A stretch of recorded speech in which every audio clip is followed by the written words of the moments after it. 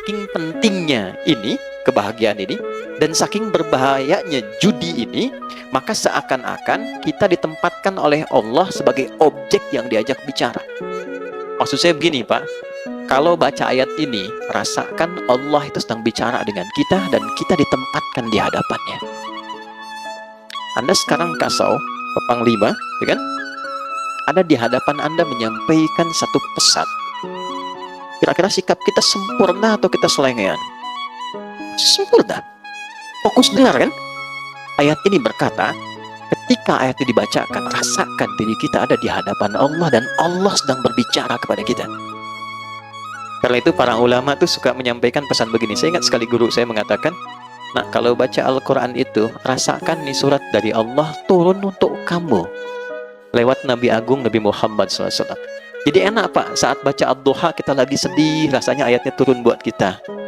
Wad-Duha, demi kesuksesan dan kenyamanan yang kau rasakan seperti menerima cahaya duha.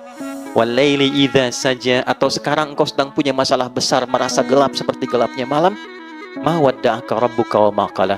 Yakinkan pada hatimu yang paling dalam, aku tidak akan pernah meninggalkanmu dalam suasana engkau suka atau duka. Kalau ngaji kayak gitu, setiap ayat itu ada maknanya, Pak, Bu. Nah, tentang judi ini, kita diposisikan oleh Al-Quran seakan-akan kita ini di hadapan Allah sedang diberikan sebuah pesan yang dalam. La'allakum tuflihun. Aku pengen engkau tuh bahagia. Adi, aku pengen engkau tuh sukses. Nah, jalan yang menghambat engkau bahagia dan sukses, apapun pekerjaanmu, salah satu perbuatannya ini, judi.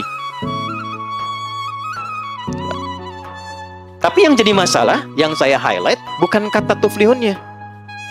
Kata ini, la'allakumnya. Di gramatikal bahasa Arab, la'allakum itu masuk kepada bentuk namanya taraji. Sesuatu yang ingin diharapkan, tapi tidak mudah mencapainya kecuali dengan kesungguhan. Apa artinya?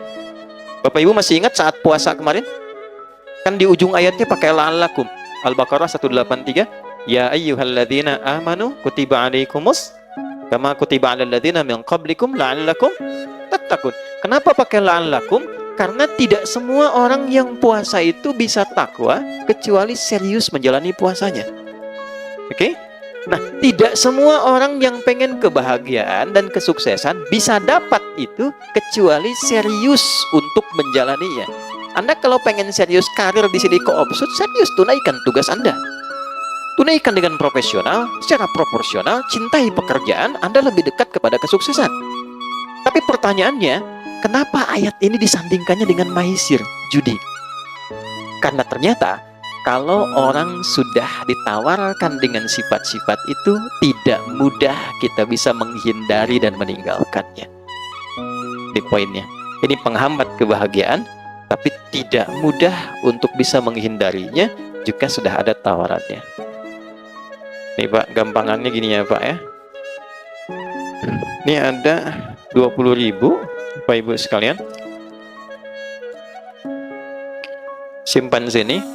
Ada peluang Anda dapat 20 juta dengan 20.000. Ada peluang dapat 20 juta. Kira-kira nih, kalau ada orang mengatakan demikian saat ini, Pak, Bapak simpen aja nih 20.000 Pak. Ada peluang, walaupun peluangnya 2/10. Dari 10 itu ada 2% Pak, ada di situ. Tapi mungkin Bapak yang dapat cuma 20.000 kok, nggak ada apa-apanya. Bapak taruh 20.000, dapat 20 juta. Kalau Anda tiba-tiba punya 20.000 di kantong itu, ditawarkan 20 juta dengan tawaran tadi, pilihannya, saya tanyakan, Anda simpan 20.000 itu untuk bertaruh, atau Anda tinggalkan itu?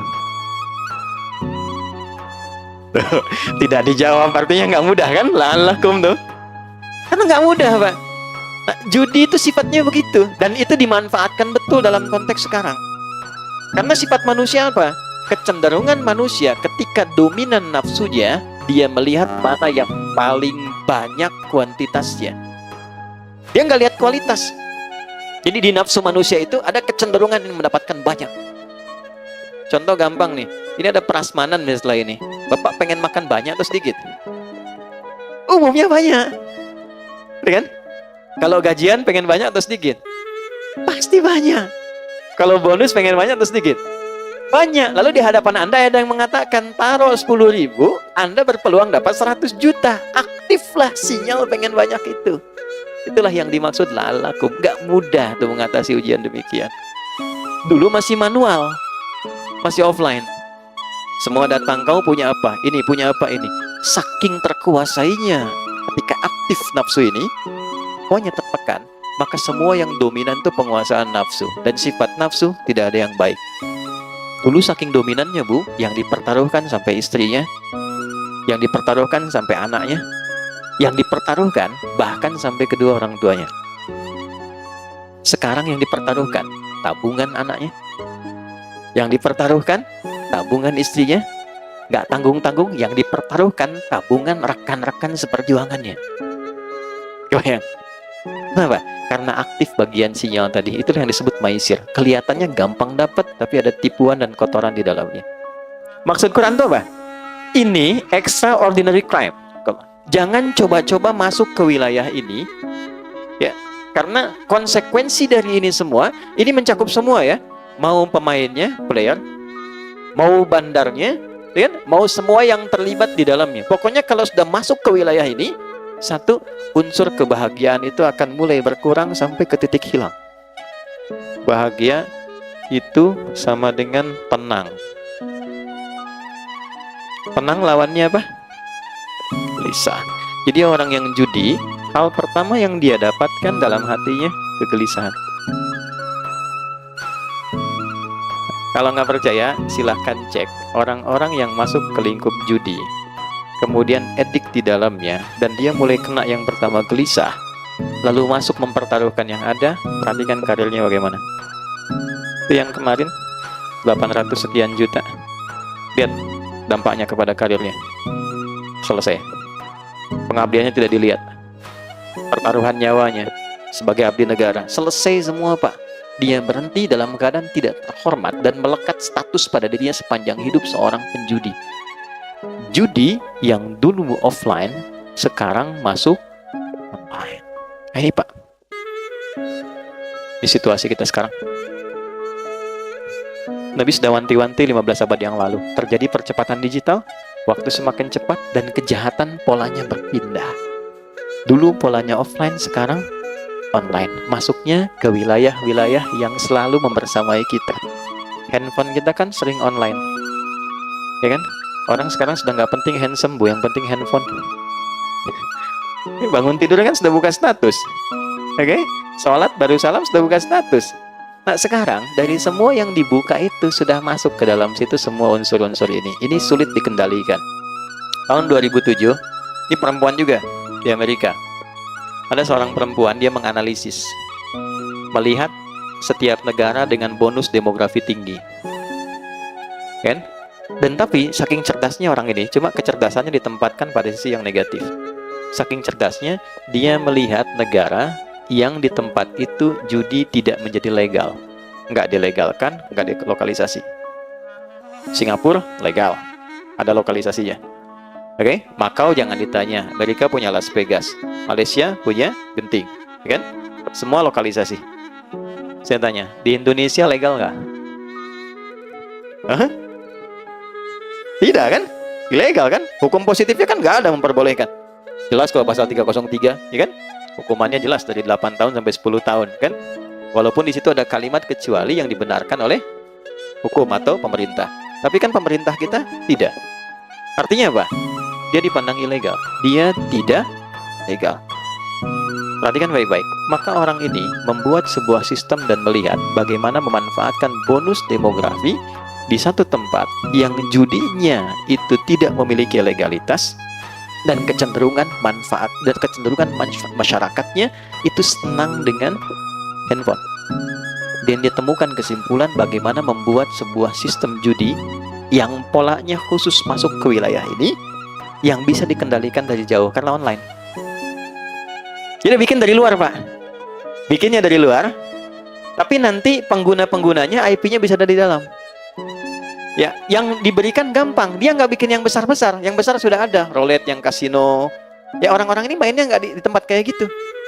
Kalangan-kalangan yang tidak ke Las Vegas, tidak ke Macau dan sebagainya, difasilitasi pada satu bagian perangkat yang dia bawa dalam hidupnya terus. Masuk di kantong ya.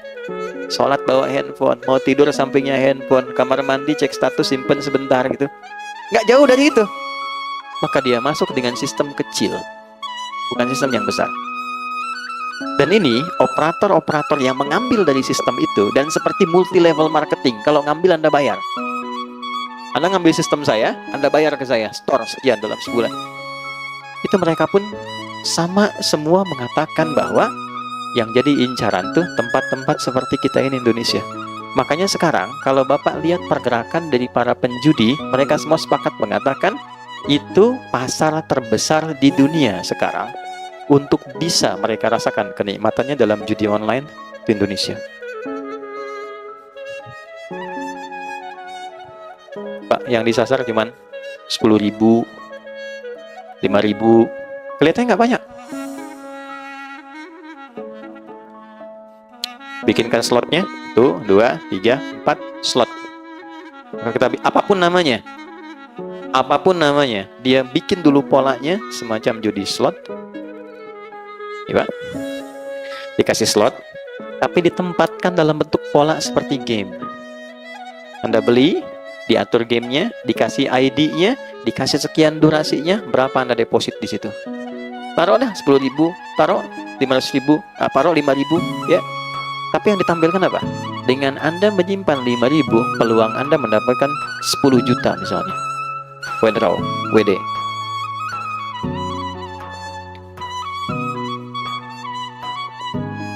Pak, 5.000 itu berapa persen sih Pak dari pendapatan? Anda dapat 5 juta, keluar 5.000, berapa persen? Cuma 1% kan? Dianggapnya biasa kan Pak ya? Biasa tuh maksud saya sedikit kan? Gampang kan? Gampang keluarnya. Maisir, gampang. Maisir yang dianggap ringan, receh. Receh 5.000 ini. Kalaupun hilang nggak apa-apa, kan? Ya. Nah ini hati-hati. Walaupun kelihatan cuma 5.000, tapi dampaknya ini Pak.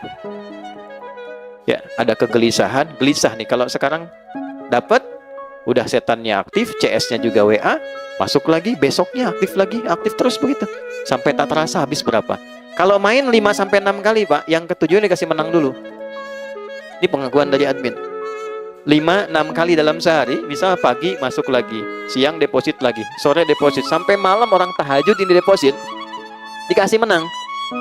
Dia cerita ke teman, kamu tahajud dapat apa? Saya main game dapat uang, kamu tahajud dapat apa? Itu bisa begitu. 7 kali dikasih sekali, nanti besoknya dipertaruhkan yang dia dapat semalamnya itu. Selesai. Makanya di dunia orang-orang judi, pengakuan bandar sampai sekarang, orang paling bodoh itu orang yang ikutan slot katanya.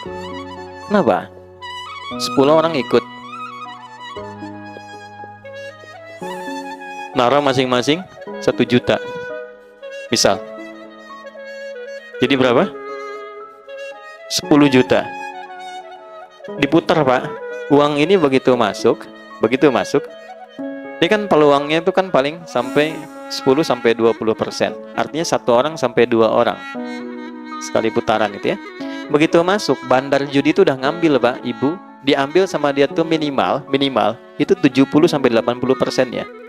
Jadi kalau Bapak naruh 10 orang ini, naruh uang masing-masing 1 juta, ini sama dengan ngasih ke bandar. Bandar nih kasih, sama bandar diambil 8 juta, yang dia putar 2 juta. Ini 2 juta itu dia kembalikan ke 10 orang ini, supaya diputar, supaya mereka saling berbagi untuk dapat. Dikasih harapan, nanti kalau nggak dapat, naruh lagi aja, siapa tahu Anda. Itu sama dengan kalau kita masih bisa berpikir, mana ada Pak orang ngasih ke situ cuma buat dikasih, 10 masuk, kita suruh perebutin 2 juta. Itulah slot. Nggak ada satupun orang ikut judi itu bisa jadi kaya, itu mustahil.